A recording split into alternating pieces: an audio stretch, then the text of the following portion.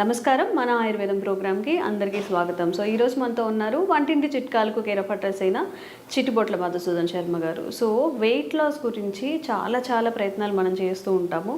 At the end అందరూ అంటే ఒక 100 మెంబర్స్ తీసుకుంటే 80% ఫెయిల్ అవుతూ ఉంటారు. ఎంతో కష్టపడితేనే ఒక 20 మెంబర్స్ సక్సెస్ అవుతూ ఉంటారు. సో ఇది ఎందుకు జరుగుతుంది, అసలు వెయిట్ లాస్ అవ్వాలి అంటే మనం ఏం చేయాల్సి ఉంటుంది తెలుసుకుందాం. నమస్కారం అండి. నమస్తే. వెయిట్ లాస్ అవ్వడానికి ట్రై చేస్తున్న వాళ్ళల్లో చాలామంది ఏంటంటే ఒబేస్ ఉన్నవాళ్ళు లేదా రిలేటెడ్ వేరే ఇష్యూస్ ఉన్న వాళ్ళు కూడా ఉంటారు కదా. సో వాళ్ళందరికీ కూడా వెయిట్ లాస్ అవ్వడానికి మీ వైపు నుంచి ఏం చెప్తారు? గత చాలా కార్యక్రమాలు కూడా నేను చెప్పడం జరిగిందమ్మా. సో అసలు వెయిట్ పెరగడం అనేది సర్వసాధారణంగా 90% మందికి పైగానే పరిమితికి మించిన అవసరానికి మించినటువంటి ఆహారం తీసుకోవడం వల్లనే వెయిట్ గెయిన్ జరుగుతుందమ్మా. సో అందుకే దీన్ని ఒబేసిటీ అంటారు. ఓబ్ అంటే అతిగా, ఓసిస్ అంటే తినడం, అతిగా తినడం అమ్మా. అంటే అవసరానికి మించి మన బాడీకి కావాల్సినటువంటి ఆహారానికి మించి తీసుకోవడం వల్ల కలిగేటువంటి సమస్య ఏదైతుందో దాన్ని ఒబేసిటీ అంటారు. సో సర్వసాధారణంగా ఎక్సెస్ వెయిట్ ఆ స్టేజ్ దాటిన తర్వాత ఒబేసిటీ దాటిన తర్వాత మార్బిడ్ ఒబేసిటీ. సో ఇవన్నీ స్టేజెస్ అమ్మా. సో ఎక్సెస్ వెయిట్ ఉన్నంత వరకు కూడా చాలామంది అంతగా పట్టించుకోరు, నిర్లక్ష్యం చేస్తుంటారు, మనకేమవుతుందని చెప్తారు.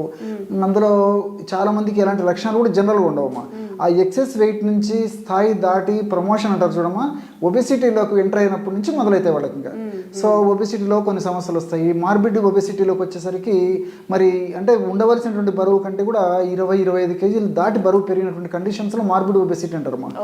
సో వాళ్ళకి ఒబెసిటీ స్టేజ్లోనే మరి బీపీలు, షుగర్లు, హార్మోనల్ ఇంబ్యాలెన్సెస్, మోకాళ్ళ నొప్పులు, తర్వాత ఈ మెదడుకు సంబంధించిన సమస్యలు కలిగితే మార్బిడ్ ఒబెసిటీ వచ్చేసరికి సమస్యలు మరింత జటిలమయ్యేటువంటి పరిస్థితి ఏర్పడుతుంది. లేకపోతే ఒబెసిటీలో ఇలాంటి సమస్యలు కొంతమందికి కొన్ని సమస్యలు రాకపోయినప్పటికీ మార్బిడ్ ఒబెసిటీ వస్తే మాత్రం 199% వచ్చేస్తాయమ్మా. సో జనరల్గా ఇదేమ్మా తీసుకునే ఆహారం. రెండవది ఏంటంటే మనకి సెడెంటరీ లైఫ్ అయిపోయింది. సో కూర్చొని చేసేటువంటి పని, చిన్న పిల్లల నుంచి పెద్దల వరకు తినడం కూర్చోవడం. సో ఇంట్లో కూర్చోవడమే, ఆఫీసులలో కూర్చోవడమే, మరొక చోట కూర్చోవడమే, స్కూల్లో కూర్చోవడం అయిపోయింది. మా బ్రెయిన్తో అంతే కదా, మా బ్రెయిన్తో వర్క్ ఉంది కానీ శరీరానికి వర్క్ లేదమ్మా. సో దీనికి తోడు అంటే 4 గోడల మధ్యలో జీవితం. సో ఏసీ ఎఫెక్ట్ కూడా, సో ఎయిర్ కండిషన్ మీద ఉండలేటువంటి పరిస్థితి ఏర్పడుతుంది. సో ఇలాంటి అనేక రకాల కారణాల వల్ల యాక్చువల్గా ఈ వెయిట్ పెరిగిపోవడం విపరీతంగా జరిగిపోతుందమ్మా. వీటికి తోడు fast foods, junk foods, bakery foods, ice creams, cool drinks, తర్వాత ఇవన్నీ కూడా ఈ పానీపూరీలు, పిజ్జాలు, బర్గర్లు ఒకటేమిటమ్మా, అన్నీ ఏవైతే మనం చెత్త ఫుడ్, జంక్ ఫుడ్ అని చెప్తామో వాటి వాడకం బాగా పెరిగిపోయింది. సో ఇంతకుముందు వారానికి ఒక్కసారి ఏదో కుటుంబ సభ్యులందరూ కలిసి బయటకు వెళ్ళేసి రెస్టారెంట్కి, హోటల్కి వెళ్ళి తినేటువంటి పరిస్థితి ఉంటే ఈ రోజుల్లో వారానికి ఒక్కరోజు ఇంట్లో తినడం కష్టమైపోయిందమ్మా. సో ప్రతిరోజు ఉదయం, మధ్యాహ్నం, రాత్రి కుటుంబ సభ్యులు అందరు కలిసి కానీ సింగిల్ కానీ బయట ఫుడ్ అలవాటు అయిపోయింది. సో అనేక రకాల కారణాలమ్మా. సో ఆర్థిక స్థితిగతులు మెరుగుపడిపోయినాయి, అదేవిధంగా సంపాదన మార్గాలు పెరిగిపోయాయి, అదేవిధంగా ఎంజాయ్మెంట్ సోర్సెస్ పెరిగిపోయాయి, రుచికరమైన పదార్థాలు మార్కెట్లో బయట దొరికేటువంటి పరిస్థితి ఏర్పడుతుంది. సో ఇవన్నీ వీటి కారణాల వల్ల తర్వాత ఫంక్షన్స్, తర్వాత పెళ్ళిళ్ళు, పేరెంటాలు ఇలాంటివన్నీ మధ్యలో తోడవుతుంటాయి. సో పండగలు ఇలాంటివన్నీ కూడా సో దీనివల్ల ఏమంటే తీసుకునేటువంటి ఆహార పదార్థాలు ఎక్కువైపోయినాయి. ఏ పరిస్థితులు కూడా ఎక్సర్సైజ్ లేకుండా అయిపోయింది. ఆహారమేమో అన్నెసరీ ఫుడ్, బాడీకి హాని చేసేటువంటి ఫుడ్ తీసుకుంటున్నాము, ప్లస్ ఎక్సర్సైజ్ లేకుండా తయారైపోయింది. సో దీనివల్లనే మరి చిన్న వయసు నుంచి మరి పెద్ద వయసు వాళ్ళకు కూడా ఈ సమస్య కామన్ సమస్య అయిపోయిందమ్మా. సో ఈ యొక్క సమస్య వచ్చినప్పుడు ఏంటంటే మామూలు వాళ్ళకైతే ఏదైనా అనారోగ్యాలు వచ్చినప్పుడు మందులతో త్వరగా కంట్రోల్ అయిపోతే ఈ వెయిట్ పెరిగినటువంటి వాళ్ళు ఒక పట్టాన జబ్బులు కూడా తగ్గవమ్మా. హింసించి, పీడించి, బాధించి రకరకాల ఇబ్బంది పెడుతుంటాయి. సో బెత్తెడు నారిక కోసము మనం ఇంత ఉరుగుతలుగుతున్నాము, అరువులు చేస్తున్నాం కానీ ఇంత పెద్ద శరీరాన్ని గురించి ఆలోచన చేసుకోలేకపోతున్నాం అమ్మా. కేవలం అక్కడ కొంచెం మాడిఫై చేసుకోలేకపోవడం చేతనే ఈ సమస్యలు కలుగుతున్నాయి. మరి దీనికి ఆహారపరంగా జాగ్రత్తలు తీసుకోవాలి. అదేవిధంగా ఏదో ఒక ఎక్సర్సైజ్ అమ్మా, గత అనేక వీడియోల్లో కూడా నేను చెప్పడం జరిగింది. వీటికి తోడు మరి చిన్న క్షేమదాయకమైనటువంటి డైటరీ మెడిసిన్స్. ఏదో వేలాది రూపాయలు, లక్షలాది రూపాయలు, కోట్లాది రూపాయలు ఖర్చు పెట్టుకొని అప్పుల పాలయ్యి లేకపోతే ఇంకొక రక పద్ధతిలో ఇబ్బంది పడేదానికంటే కూడా ప్రకృతి వైద్యంలో, ప్రకృతిలో భగవంతుడు ప్రసాదించినటువంటి, ప్రకృతి మాతం ప్రసాదించినటువంటి ఔషధాలపైన, ఆహార ఔషధాలపైన సరైన అవగాహన కలిగి ఉండి వాటిని సద్వినియోగం చేసుకోగలిగితే వెయిట్ క్రమక్రమంగా తగ్గిపోతుంది, క్షేమదాయకంగా తగ్గిపోతుంది, సైడ్ ఎఫెక్ట్స్ ఉండవు, అన్ని సైడ్ బెనిఫిట్స్ ఉంటాయి. సో ఎలాగంటే అమ్మా వాము, అజవాయిన్ అని ఉందమ్మా. సో అజవాయిన్, వాము ఈ పేర్లు పిలుస్తుంటారమ్మా. ఒక 100 గ్రాముల అజవాయిన్ చూర్ణం వేయించేసేసి, అంటే అజవాయిన్ తీసుకొచ్చి వేయించేసేసి ఒక 100 గ్రాముల చూర్ణం తీసుకోవాలి. అందులో కరక్కాయ పెచ్చల యొక్క చూర్ణము ఒక 50 గ్రామ్స్ తీసుకోవాలి. దాల్చిన చెక్క చూర్ణం ఒక 10 గ్రాములు తీసుకోవాలి. మళ్ళీ చెప్తాను చూడండి. సో వాము చూర్ణం 100 గ్రాములు, కరక్కాయ పెచ్చల యొక్క చూర్ణం ఒక 50 గ్రాములు, దాల్చిన చెక్క చూర్ణం 10 గ్రాములు. అన్నీ తెలిసినవే కదమ్మా. మనసు ఉంటే మార్గం ఉంది, సూక్ష్మంలో మోక్షం. సో వీటన్నిటిని కలిపేసేసి బాగా పౌడర్ కలిపేసేసి ఒక గాజు సీసాలో నిల్వ ఉంచుకొని రోజు ఉదయం ఆహారం తర్వాత, రాత్రి ఆహారం తర్వాత 100 ml తాజా పల్చటి మజ్జిగలో కానీ, లేకపోతే 100 ml గోరువెచ్చని నీటితో కానీ, లేకపోతే గది ఉష్ణోగ్రత ఉన్నటువంటి నీరు ఒక 100 ml తీసుకొని ఆ నీటిలో ఒక 2 గ్రామ్స్ ఈ పౌడర్ కలిపేసి తీసుకోవాలమ్మా.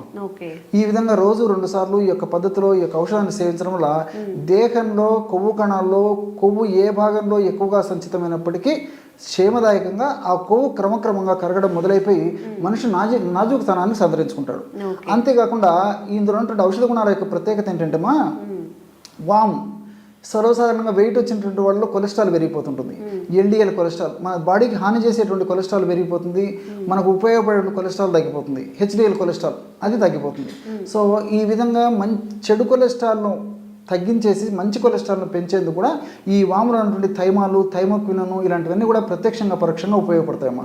సో వెయిట్ లాస్ అయ్యేందుకు ఉపయోగపడమే కాకుండా, కొవ్వును కరిగించేందుకు ఉపయోగపడమే కాకుండా, కొవ్వు వల్ల వచ్చేటువంటి, వెయిట్ వల్ల వచ్చేటువంటి ఇతర అనారోగ్య సమస్యలను కూడా రూపుమాపేందుకు వాములో ఉన్నటువంటి ఈ థైమాలు, థైమోక్విన్ అనేటువంటి రసాయన పదార్థాలు ప్రత్యక్షంగా పరోక్షంగా ఉపయోగపడతాయి.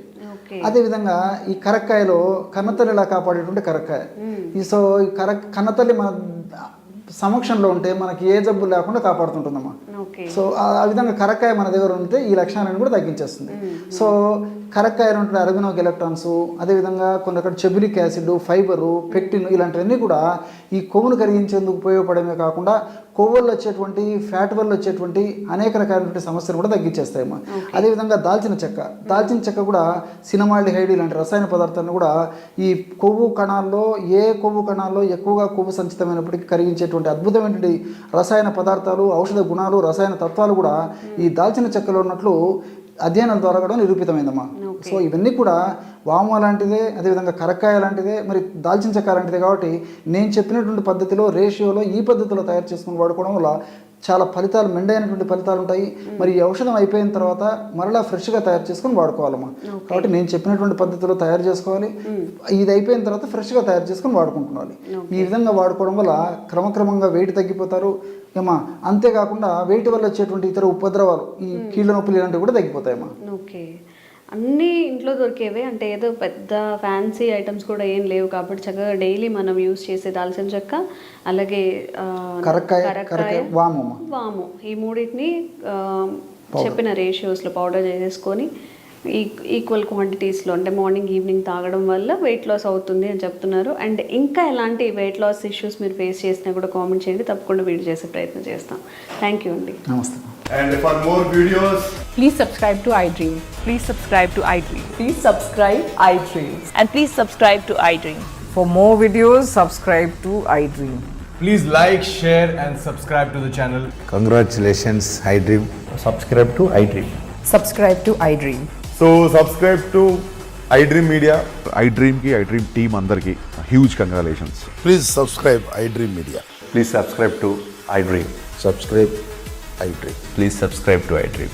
iDream అంటే నా కళల ఛానల్ను సబ్స్క్రైబ్ చేసుకున్న నోరు తిరుగుతలేదు, మీరైతే గంట గుర్తు కొట్టండి. For more such videos, please subscribe to iDream. Subscribe to iDream. Please subscribe to iDream. Please subscribe iDream Media. Please do subscribe to iDream. Please subscribe to iDream Media. For best entertainment and information, please subscribe iDream. And don't forget to subscribe to iDream.